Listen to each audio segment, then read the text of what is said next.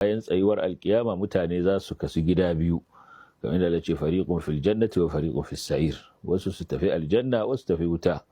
To sai Allah ya faɗi sifofin kowanne daga cikin waɗannan ƙungiyoyi biyu.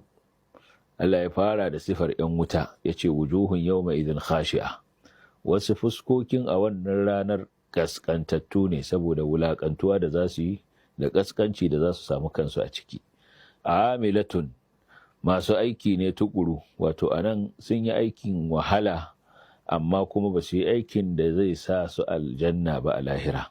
Wato anan sun sha wahalar rayuwa amma kuma nasiba, za su sha wahala a lahira, ko kuma a lahira ubangiji subhanahu wata'ala zai wahalar da su daga wato azaba da za su samu kansu a ciki. Ubangiji subhanahu wata'ala zai sanya wannan wuta tana lullube fuskar su gaba, wata sha wujuhahum nar, wanda Allah ya ce fuska za ta lullube su.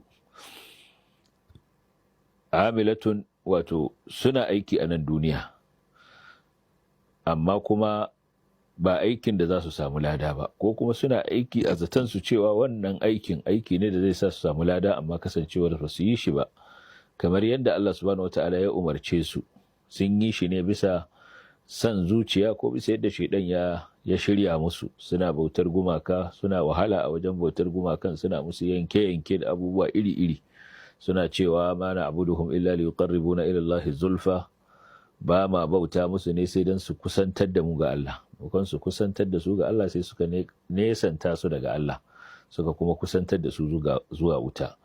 Ko kuma suna wasu ayyuka da zimmar cewa suna ibada, amma ayyukan nan ba sa kan mizani na shari'a, wato suna yin su ne ba da umarnin Allah ba da umarnin manzansa ba, abinda su zukatansu suka shirya musu cewa yin kaza za a samu lada, saboda haka sai suke ta yin wannan aiki a bisa irin wannan tsari.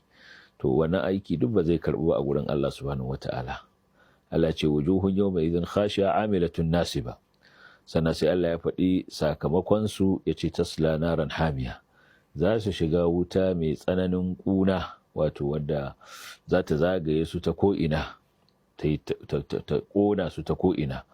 Sannan a cikin wuta ɗin nan ba za su samu wani abin da zai gina jikinsu ba, ko kuma wani abin da za su rayu da shi.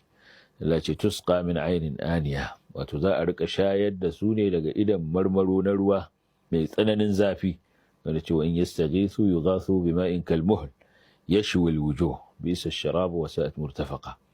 Allah ce in suka ce a ba su ruwa, to sai a kawo musu ruwa wanda yake mai tsananin zafi kamar tafasasshen mai ko tafasasshiyar dalma. Sai yashwi alwujuh, wanda yake kona fuskoki, wato daga zarar mutum ma ya dauka kafin ya kai baki, wato duka tsokar fuskarsa ta zagwanye. To shine Allah subhanahu wata'ala zai shayar da su daga irin wannan ruwa. Sannan abincinsu kuma ce laisa lahum ta'amun illa min dare, ba su da wani abinci sai da kayar tsidau. San tsidau wani tsiro ne wanda yake tattare da kaya, wanda kuma wannan ba ta yadda za a iya gina jikinsu ko ya magance musu yunwa.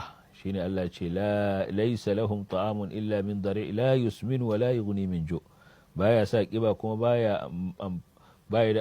baya magance yunwa, wato ba zai sa su kiba ba kuma zai magance musu yunwa ba, wanda daman wannan shi yasa mutum zai ci abinci don ya magance yunwarsa, sannan kuma abincin nan ya dan gina masa jiki ya murmure. Wannan shine hikimar cin abinci da muka sani a nan duniya.